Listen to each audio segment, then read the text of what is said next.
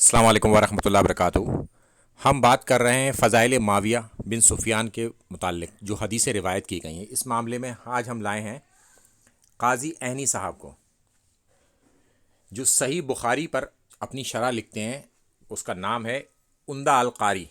میں وہ لکھتے ہیں، اگر کوئی یہ کہے کہ معاویہ کے فضائل میں بہت سی حدیث نقل ہوئی ہیں تو میں کہتا ہوں کہ ان میں سے کوئی بھی صحیح نہیں ہے، جیسا کہ ابو اسحاق راوی یعنی کہ امام بخاری کے استاد،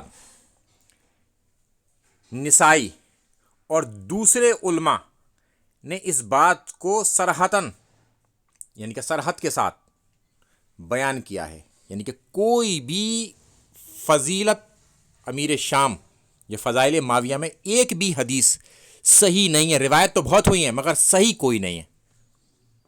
یہ ایک اور مہر ہے اس بات کے اوپر۔ السلام علیکم ورحمۃ اللہ وبرکاتہ۔